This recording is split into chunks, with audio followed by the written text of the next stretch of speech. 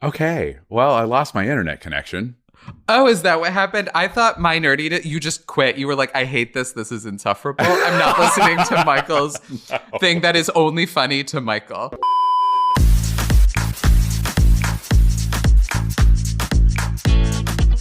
Hello. Oh, hello. Welcome to Whyte Noise. And we're joined by my oldest friend. And by oldest, I mean just the person I've known the longest. My dear friend Gracie. We've been friends since I think I was 5 years old and you were whatever that made you, because I can't do math. 2 or 3.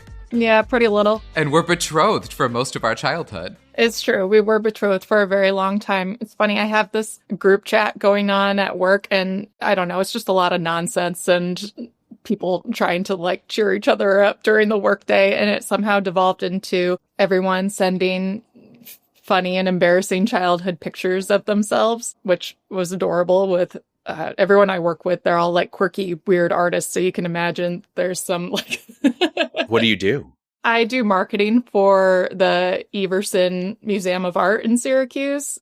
And the picture that I shared on this group thread was, well, I shared a few, but one of them was of Michael and I getting married when we were like, I don't know, I know it was a snow day and I was in grade school. So probably like 4th grade and 6th grade or something like that. Was this arranged by your parents?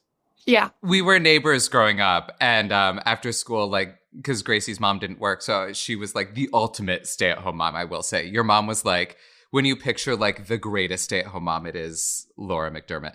And so Elson and I, my sister and I, would go to Gracie's house after school. And yeah, we would do things like this. Like we did a full wedding. Remember then we made cookies and decorated the wedding cookies and we smushed them in our faces like it was wedding cake. Yeah. We did a whole thing. But our families were so intertwined. It was like, oh, well, Michael and Gracie will get married and then we'll actually be family. Mm-hmm. Yeah, it didn't go so well. Are your parents close? Yeah, our families were basically like one big family. I think what they meant was Michael and Gracie are soulmates and they will be together the rest of their lives. And to that, I say that's accurate. That is true. Yes. And you just welcomed a baby. Yes. Congrats. Eleanor Wayne. Thank you. We're just joking that my husband's family is from the Midwest. And so they say Eleanor like Eleanor. Oh. I was like, I might have rethought the name if I could have. I hope your parents, your husband's parents don't listen. You're going to get a phone call the moment this comes out. They're like, okay, so Eleanor, how is she? It's charming. It's fine. We're all fine. Keep saying it. That's actually surprising because Syracuse accents are also not like the most melodious accents ever. So like, but that's really funny that the Midwestern one just takes it one step further. They're like, I see your Eleanor and just raise you Eleanor. I was going to say your marriage story just kind of quickly reminded me of, I had a awkward girlfriend when I was probably in like 4th or 5th grade. And it was the girl who lived next door to my grandparents. And my parents and my grandparents did not like this girl because it was kind of trailer park-esque, if you will. Uh-huh. And like she wasn't fitting of somebody who could hang out with me. And we always got into trouble when we were together. And she was like the first person where I was like, are we boyfriend and girlfriend? And she's like, yeah, we're going to get married. And I was like, okay, that sounds good to me. And I was like, do we kiss? And we were both like, I don't think we need to do that, right? No, we don't need to do that.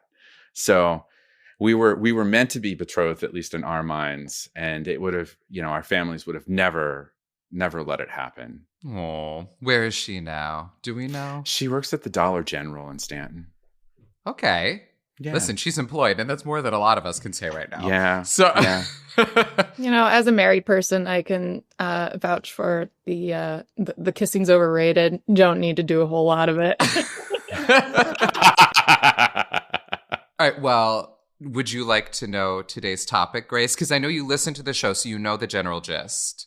I'm very excited. And I get to judge on whatever criteria I deem criteria-able. Yes, that word. I have a feeling you've already decided. You probably already know who's going first, and you probably already have your next topic. Am I right? Well, I kind of forgot that I choose the person that goes first, but I do have a topic. I thought Oh, long and fun. hard about it. And by that, I mean, I woke up and was like, that sounds good. Okay. I'm going to say, Ryan, you go first. I feel like that's the preferred. I don't know. We'll tee you up, Michael. Great. I love it. Well, actually, so our topic today is grocery stores. Oh, I forget how topics work. I listened to, I think, your most recent podcast, but You were expressing social nudity, weren't you? Well, you can listen on Monday and get a full download on that one. Man. Okay, fine. Grocery store. Actually, now that I think about it, you would have been great for social nudity because of skinny dipping up at the river. We call it fatty dipping. Yeah. It's exclusive. Hey, dipping is dipping. Dipping. Because Gracie's family has a beautiful house up at the St. Lawrence River and Oh, on awesome. the water. And so there's been, morning, evening skinny dipping moments. An interesting choice of words. We just jacked it up so it wouldn't fall in the river. So. Yeah. But yeah, grocery stores are equally exciting. I'm pumped. Hit me with it. All right. Are we ready? I'm ready. Yes. Okay. And go. Okay. So this ended up being a complete nerd out for me on topics that I actually have been quoting incorrectly for a really long time. And as a matter of fact, Michael, we talked about grocery stores. It wasn't in the end of the social nudity podcast, but we sat and chatted about grocery stores for like another 10 to 15 minutes afterwards. We feel very strongly about them. Yeah, we both got very excited. So I decided that I would fully put to bed the stories of Aldi, Lidl, and Trader Joe's and how it all came together and how it all works. I'm really excited now. Ryan, you just won. I was pumped to learn and I was like, you know what? I want to understand this because I talk about it because I think it's interesting. So we'll start with Aldi because Aldi is really where it all begins. Aldi was created by Anna Albrecht back in 1913. And she ran the grocery store through the war. And her two sons, Carl the younger and Theo the older, were both drafted into the German army and fought in the war. That being said, I did look into this because I wanted to be clear whether or not it was true. They were not Nazis and they were not associated with the SS. They were just part of normal German conscription and drafting, so were required to fight in the war. Carl was wounded and a captured POW. Theo, while he saw no combat, was part of the army and occupied northern Africa. But when they returned back from the war, they realized that they had an incredible opportunity to expand their mother's grocery business in a very needy and very destroyed Germany. So in 1946, the brothers took over the business. And by 1950, they had 13 stores. And by the 1960s, they had well over 100 plus stores. But in the 1960s is where it starts to get interesting because the brothers had a giant rift over cigarettes. Now, I was kind of like, I went into this kind of altruistic being like, was the rift like, we shouldn't be selling cigarettes? No, the rift was that Theo was pro cigarettes because it was a great opportunity to make more money. And Carl was anti-cigarettes because it would draw in shoplifters and he didn't want shoplifters in his stores. Hey, you don't want the smoky riffraff over here. I don't want any of the riffraff. Get him out of here. You look like a smoker. Sorry, you look like a smoker. Get out of my store. We all know about the smokers. We really did not use German accents at all. We didn't. We just went old-timey on that one. Where there is smoke, there is purifying. Get out of here. So Theo, Mr. Pro Cigarettes, set up Aldi North, and Carl, Anti-Cigarettes, set up Aldi South. And it was literally divided in Germany by Northern Germany and Southern Germany.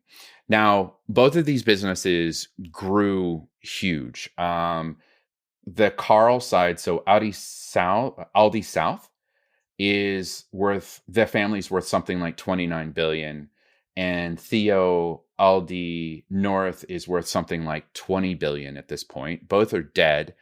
And by the way, Aldi comes from the original name of the stores, which was Albrecht Discount. So it's AL for Albrecht and DI for discount. So Aldi actually stands for Albrecht Discount. Within those divisions, they've expanded globally. So Aldi South is in the UK, Ireland, Australia, and United States. So they do most of the English-speaking holdings, and they are a fully separate company. Aldi North does France, Spain, Belgium, and Netherlands. And I will talk about TJ's in a minute. It can kind of at the end. But the two are extremely cooperative around technology and logistics for the purpose of fighting off Lidl. So Lidl Markets was created in the 1970s by Dieter Schwartz. And Dieter Schwartz chose to expand on his dad Joseph's wholesale grocery business. So he's like, I have this access to inexpensive groceries. The Aldi model of high quality goods at low prices with little frills is kind of an ideal one, and I'm set up well to go do it. So he hops into it and essentially copies Aldi's business model. This drove the brothers crazy, and actually what transpired or started to create them working together, because Lidl, oh, look at that, I put it together. Lidl started to actively consume their market share. And so they're like, we have to coordinate at some level to kind of fight this guy Dieter off. So there's stories of lots of like corporate espionage and spying and going into each other's stores, crazy price wars where the stores operate at losses to ensure that they force the other store out of the market that they've moved into. Wow. And this continues. The fight kind of continues. Now, that being said, Lidl is actually the bigger company at this point, and has, I think, a little bit of a greater market share. Interesting things about Lidl. So Dietrich Schwartz is 80 years old and still has some oversight for the company while technically retired, but he's a ghost. Like, he's extremely private. There are very few photos of him, and the photos of him that they do have are decades old at this point. And they decided not to name it Schwartz Market because Schwartz means black in German, so it would have been Black Market. So he acquired the name Lidl from a retired school teacher for 1,000 Deutschmarks, and that's how we then got Lidl Market.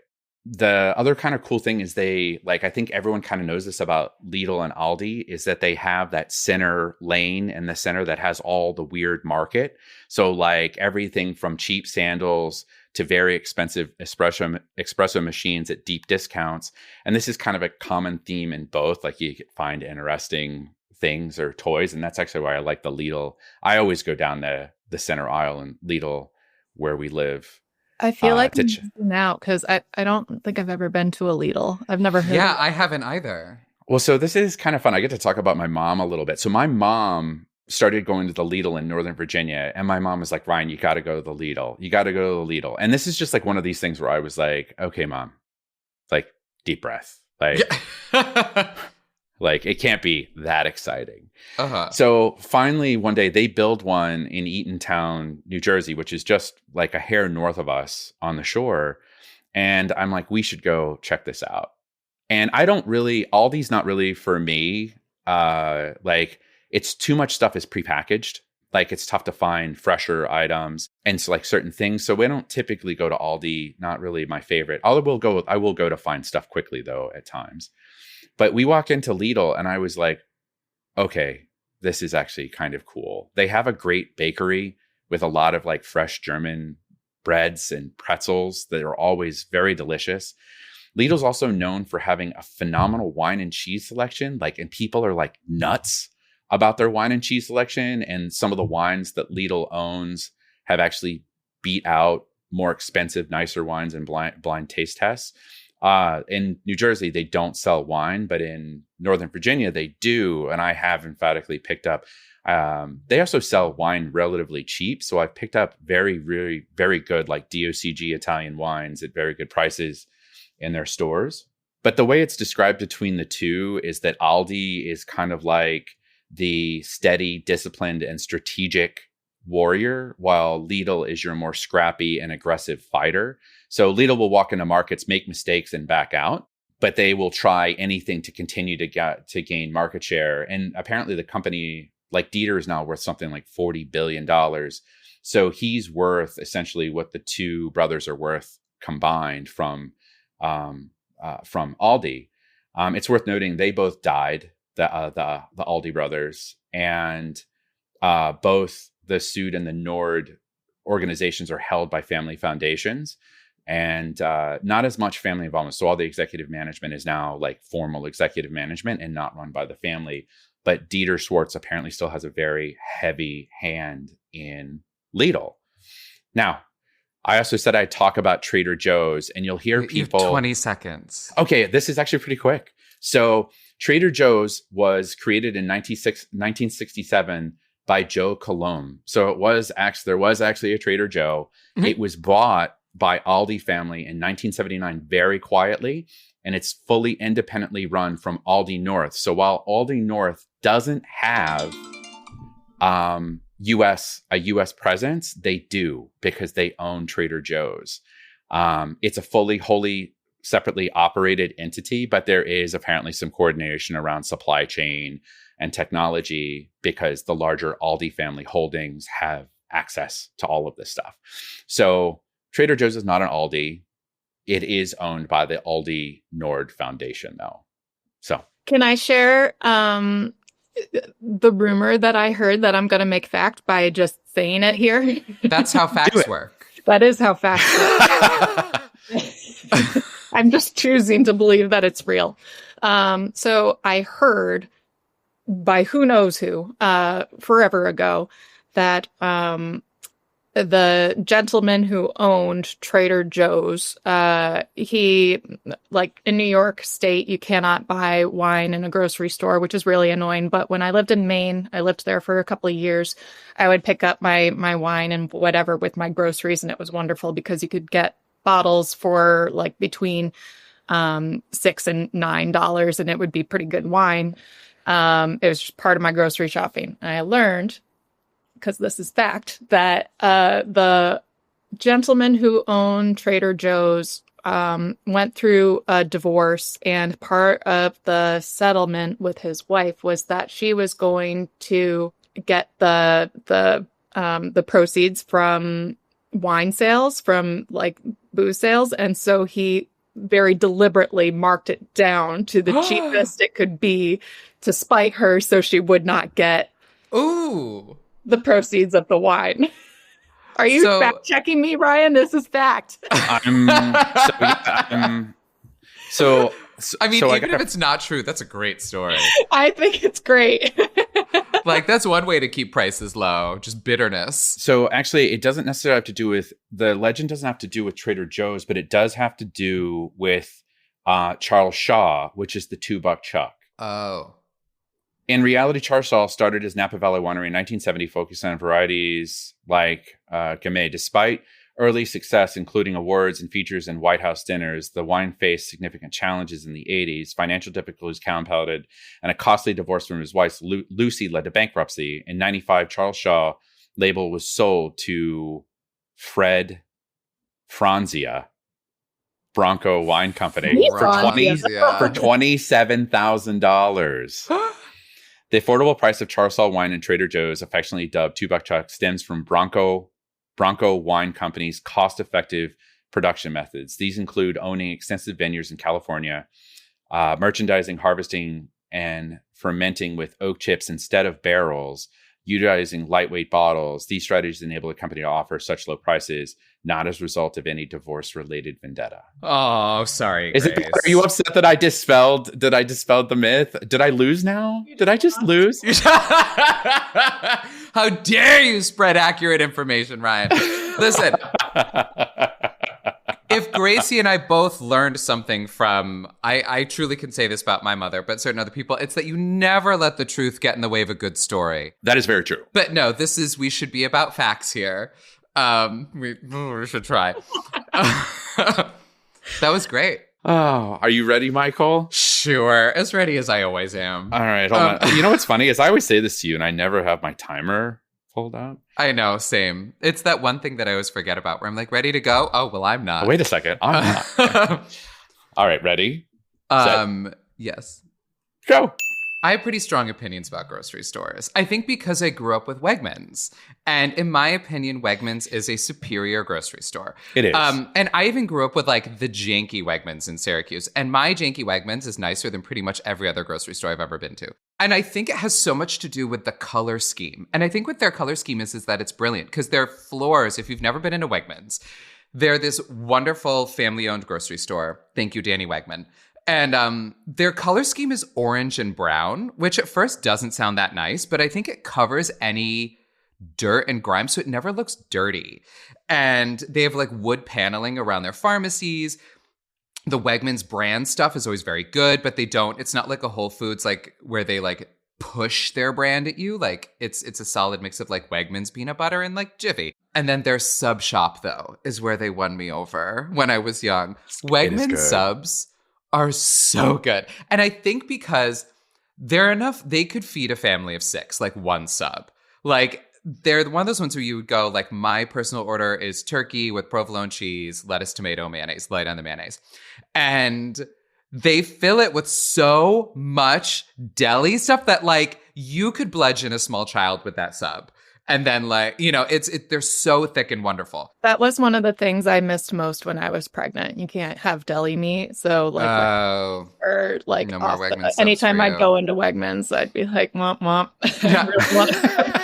They're so good. And then I went to college in Boston and I don't even remember what it was, but it was white. It looked dirty. The lighting was too bright. It was just a really awful experience. It's traumatizing. Truly, I have PTSD and I'll never get over it.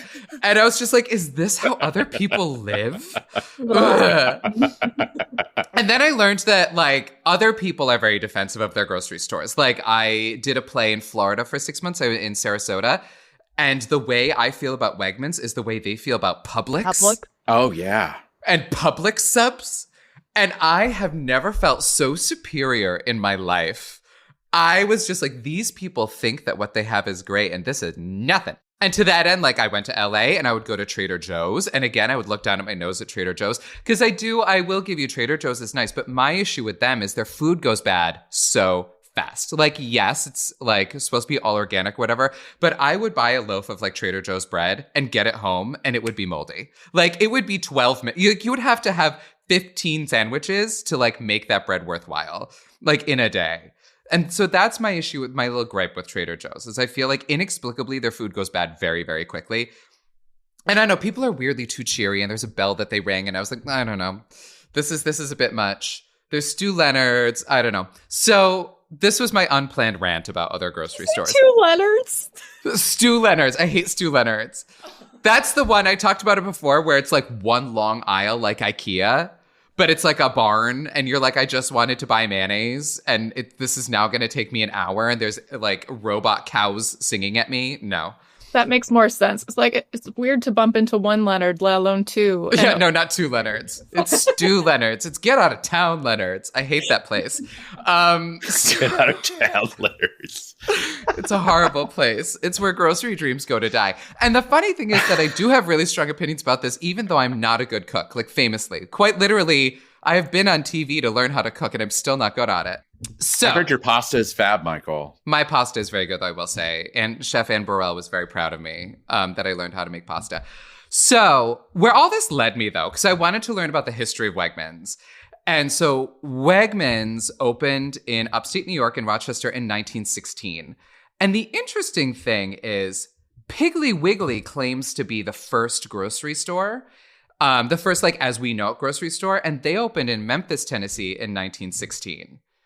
And so it's interesting that they get the mark of like first grocery store, but according to Wegmans, like About Us history, they opened the same year. So I did not investigate this, but I think someone should because I have other things I need to talk about. So just fun fact, somebody go research which one really came first, Wegmans or Piggly Wiggly. I like to think it's Piggly Wiggly because it's a funny name. So that sent me down like fun grocery store facts. So here are some like momentous moments in grocery store history. Famously, first Piggly Wiggly, 1916. The first grocery store carts came out not until 1937, and they were introduced at the Humpty Dumpty, which I did not know was a grocery store. Why grocery stores had to have goofy names, beyond me. But Humpty Dumpty locations had the first grocery carts in 1937. They were really controversial. People didn't like them at first. They were inspired by folding chairs. Men didn't like them because they thought they were too effeminate looking. And women didn't like them because they thought they were too closely, they resembled baby strollers. And for whatever reason that bothered them. I don't know why. The first drive-in market came out in LA in the 1930s. And that sort of was like the first time we had sort of a department store style grocery store where it was like, because there were cars. So that's the first time we had grocery stores with parking lots. That's why they called them like drive-ups, because they were like, we need parking lots. So a lot of different vendors cobbled together next to a parking lot. And that led to... They called them drive-in grocery stores. I know, like you drove your car through. That's what I was really hoping it was going to be.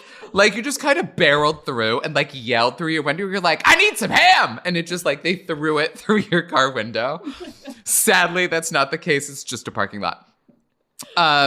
So that led to the first sort of like supermarket as we know it, which came out in Queens, New York, is sort of inspired by this in the 1930s. And it was a King Cullen and it opened in Queens and it was very popular because that was sort of the LA idea, but the LA one was outdoors and this was, they put it indoors to like, you know, because weather happens, you know, they were like, oh, it's cold.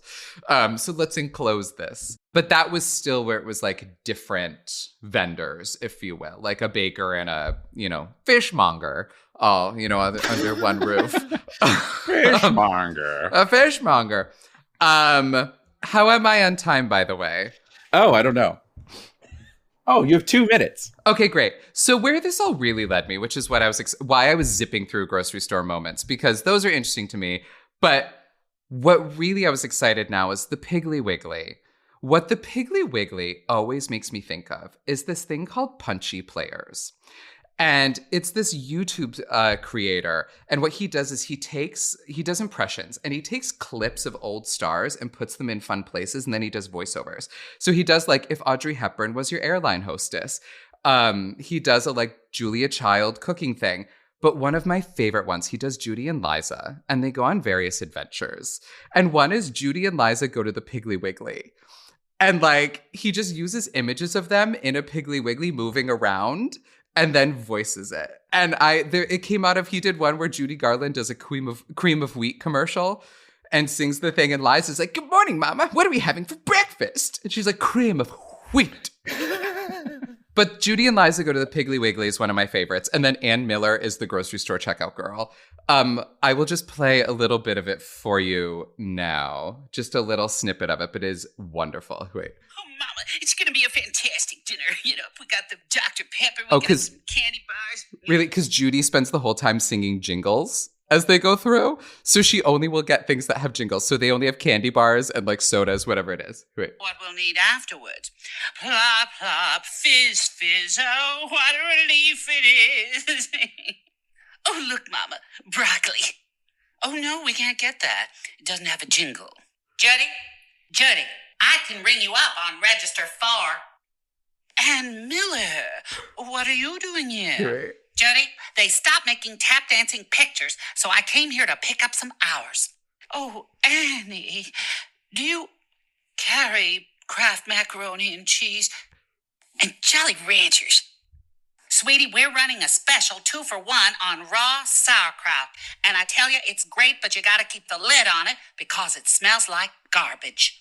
Worse than Esther Williams' swimming pool, which reminds me of the time that she and Cole And then Carter she goes into stories. Now, if you're an old movie nerd like me, it's hilarious that Ann Miller. We lost Ryan. Ryan just left. My nerdiness just drove Ryan away. Well, Grace, I think that means I won. By default. Okay. Well, I lost my internet connection. Oh, is that what happened? I thought my nerdiness, you just quit. You were like, I hate this. This is insufferable. I'm not listening to Michael's thing that is only funny to Michael. Like that little clip that I played you is going to be funny to me and like 4 other people. But anyway, that's what it made me think of as they go to the Piggly Wiggly. Punchy Players, I highly recommend. It's funnier if you see it. Ann Miller is one of those stars from like the same as Judy Garland, but she was a big tap dancer. So she did a lot of those big, like old MGM movie musicals where they had tap dancers. But I just love the way she goes, Jetty, Jetty. And like in the 80s, she was kind of a gay icon. She would wear these like massive wigs and just became like this essential, like a drag. If you Google like Ann Miller, just enjoy the wig-tastic campness that is this woman. I'm assuming we're at time. Yeah, no, I was going to say, of course, the time went when my whole internet went out, but I think it's perfect timing. By the way, I also did go look up what the difference between Piggly Wiggly and Wegmans is in 1916, if you'd like to know. Yes. Piggly Wiggly was the first self-service grocery store. So it was the first one where you could walk in, push a cart around, and put things in your cart and check out. The model prior to this was you would walk to a counter, you'd hand somebody a list, and they would do the grocery shopping for you and bring it back. But Wegmans in 1916 was a push cart. So it was like, think of it like a food truck. So somebody would push around fresh produce, so it wasn't actually a grocery store. And Okay. That's the difference. So Piggly Wiggly still holds it. Piggly Wiggly wins. Good for Piggly Wiggly. And in this video, that's where Ann Miller works. And so it's a great place. Only you can take grocery stores and somehow tie it back to like some weird Hollywood theatrical Yeah. tangent. I just love the idea of Judy Garland and Liza Minnelli going grocery shopping at the Piggly Wiggly, and all they buy for dinner is Pepsi, Mounds bars, and like just anything with a song. Oh, and Oscar Mayer. They go to buy Oscar Mayer wieners at the beginning of the video, and then Judy won't do it because she hates Golden Mayer. She's like, Mayer, get that out of here. And Liza's like, one day, Mama, I want to be an Oscar Mayer wiener. And she's like, Liza, you can be whatever you want to be. Classic. Anyway, it's great. Okay, Grace. Dun, dun, All dun. right.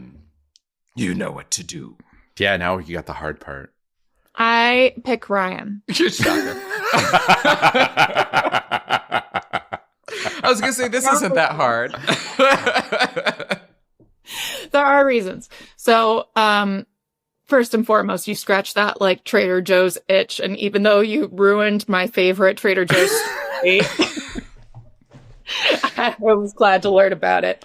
It's been a real roller coaster for me on this one. I was out and I'm back in. I know you were out, but then you're back in because, and these are my very personal feelings about Wegmans. Even though I love Wegmans, well, like, even though I can admit that Wegmans is a superior grocery store, it like obviously is in a lot of respects. I am a little frustrated with Wegmans for a few reasons. One, the one most convenient to me is so big and chaotic that it kind of like stresses me out. Honestly, there's no like going in and out for. I will echo that. It is Fair. an undertaking, even if you just want to run in. I really I can't. It kind of stresses me out. I don't it's also gotten stupid expensive. So really? it has gotten really expensive. It's like borderline Whole Foods level where like one bag of groceries will cost almost $200. It's insane. It really is. Oh, geez. Yeah. Because we shop there pretty regularly, and like, you know, I get a few things and I throw them in a bag and I'm like, how is this $110? I don't know. Well, because they're a good company. They give all their employees health insurance. That is a really good thing. I think- do like appreciate that about Wegmans, but I'm seeing. I prefer them ill. With Wegmans. I have two more. Okay. One is that I'm seeing more and more Wegmans branded stuff, and it's like they're pushing the little guys, like those cool different brands off the shelf. Like it's getting harder and harder to find like more boutique items. It's all like everything says Wegmans. And my final gripe is I do almost all my shopping on I thrift everything. It's like a thing about me. I buy all my clothes on Poshmark and ThredUp, and I buy everything for our house on Facebook Marketplace. And one of the things, I went on like a shopping mission, I think it was last summer, to pick up something kind of big from a farmer, and was kind of talking to him about what he grows and who he sells to and what it's like to be a farmer. And he said, I used to sell to Wegmans a lot, but now you'll only find my products in Trader Joe's. Wegmans is something about like the bottom line, like Wegmans doesn't buy for a little money anymore. Yeah. Oh, after my whole spiel about how great they are, this is the episode of debunking myths. So I do. I was on board with everything else, Michael, but like I have very conflicting feelings about Wegmans. So, anyways, sad.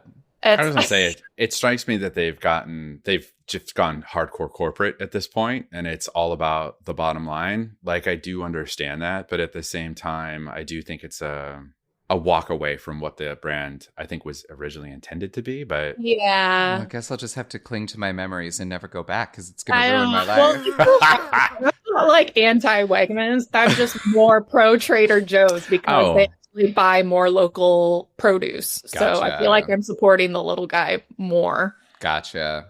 I don't know. All right. Anyways, so Brian, congratulations. But thank you. A well-fought battle. What was it? Is it ever? We have fun here, though. Always. I mean, I just got to say Piggly Wiggly a lot and Humpty Dumpty grocery store. Who knew that was a thing? So I'm thrilled. Where is Humpty Dumpty? I don't know. I think it was somewhere. It was in the South somewhere. I feel like I've seen it. I feel like I've been in one, and I just can't recall where. Can you imagine buying eggs at Humpty Dumpty? I mean, they're all broken. Like, I don't know. If I owned Humpty Dumpty, I would like purposely make the floor just a little uneven so people like fall down a lot, but make it sort of an optical illusion. You can't see it coming, but then you just trip. Best scrambled eggs in the market. All right, what's our topic for next week? Yeah. Okay, so your topic for next week, I was thinking about it because I'm a new mom. We read stories to our little girl every night, which is honestly more for my benefit than hers. Like she's, still kind of dumb and doesn't know like what story.